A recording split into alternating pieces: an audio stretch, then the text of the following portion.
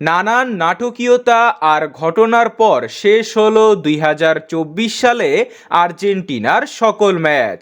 নতুন বছরে নতুন চ্যালেঞ্জ অপেক্ষা করছে আর্জেন্টিনার জন্য।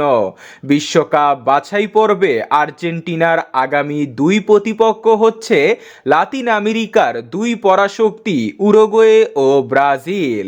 শেষ ম্যাচগুলোতে পয়েন্ট হারিয়েছে আর্জেন্টিনা। প্যারাগুয়ের কাছে হারের পর পেরুর বিপক্ষে 1-0 গোলে জয়ে তৃপ্তি পায়নি আর্জেন্টিনার সমর্থকেরা।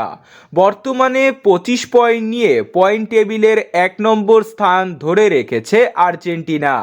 তবে আগামী ম্যাচগুলোতে পয়েন্ট হারালে 1 নম্বর স্থান হারাবে আর্জেন্টিনা।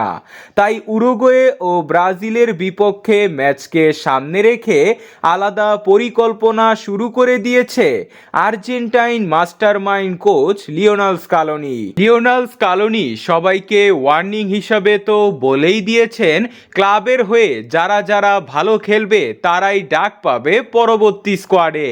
তার এই কথাকে গুরুত্ব দিয়ে জুলিয়ান আলভারেস, এনজো ফার্নান্দেসরা ক্লাবের হয়ে ধারাবাহিক পারফরমেন্স করে যাচ্ছেন। সাম্প্রতিক এক সাক্ষাৎকারে তিনি বলেন, বছরের শুরুতেই দারুণ চ্যালেঞ্জ অপেক্ষা করছে আমাদের জন্য।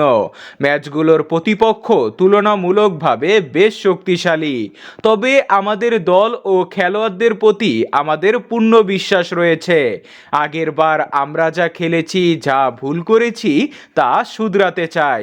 আমাদের খেলোয়াড়রা বিশ্বাস করে তারা যে কোনো প্রতিপক্ষের জন্য প্রস্তুত। তো বন্ধুরা, আর্জেন্টিনা কি পরবর্তী ম্যাচগুলো জিততে পারবে? কমেন্টে জানান।